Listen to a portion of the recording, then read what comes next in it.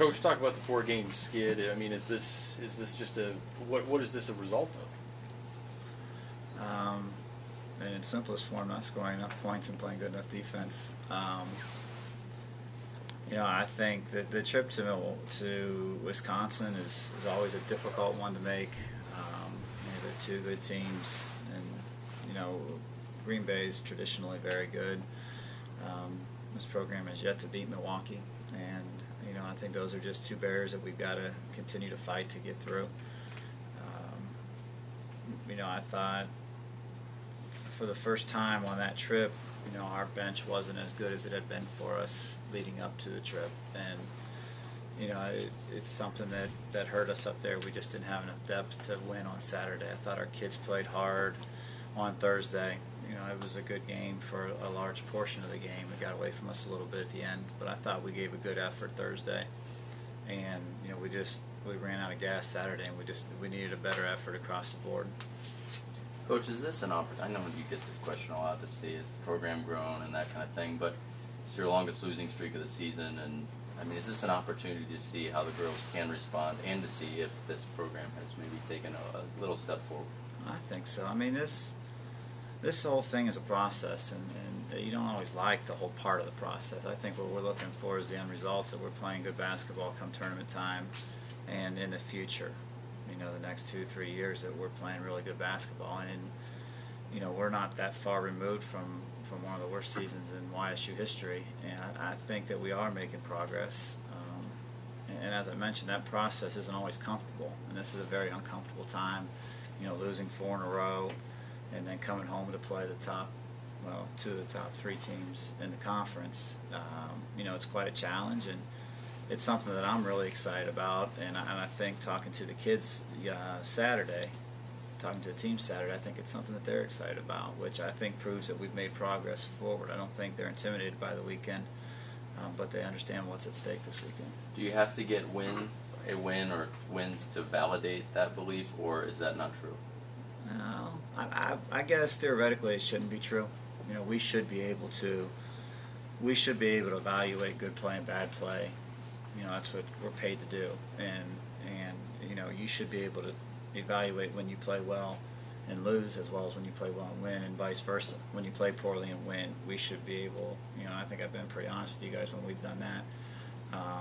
So that's our job, is to evaluate play regardless of winning or losing, and then it's our job to make sure that when we're doing things correctly, it results in a win. What's the biggest thing your team can do for the rest of the season that you could consider a success in your eyes? That's a great question. I think specifically take care of the basketball. If we could play the rest of the year and get our turnovers in that 10 to 15 range the rest of the year, I think that would be a success. More broad stroke, I would say execution. Being able to execute our game plan. I think that's probably a more in-depth answer, and I think that would show how good a team we really are. Does being at home maybe help you key on those things a little bit more? I think it helps immensely. I think you eliminate the airports and the layovers and the buses and all that kind of stuff, and then you throw in a home crowd, which we've had a great crowd for our home games. I think Saturday's doubleheader will be fantastic. I think the atmosphere will just be super.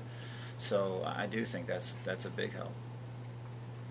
Coach Brady was saying that some of the defensive lapses in the 4-game losing streak is the biggest improvement you guys have to make. Do you agree, or do you believe there's something on offense? No, I agree with that 100%.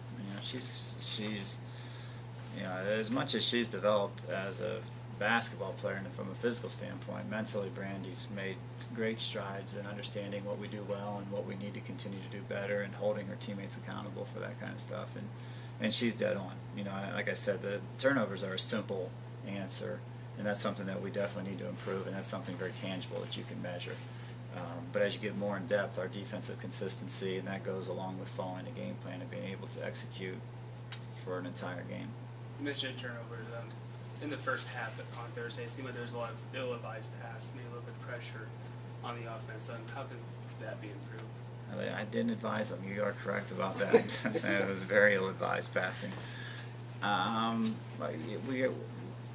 We do passing drills every day, believe it or not. In college, we actually do passing drills. But I think it's got to improve by the amount of pressure and the level of competition that we have in practice. And that's why probably the thing that I'm most looking forward to practice today is I think today is going to be a very competitive day, and I'm really looking forward to see what we can do with this week. Coach, talk about Detroit and Wright State. I mean, these are two tough teams coming into your house. Yeah, and they're playing very well. And Detroit got off to a terrible start this year, but once conference play came around, they really got together and they're playing excellent basketball. I thought they played Green Bay very well. They're just playing really well. Street around's a handful in the post.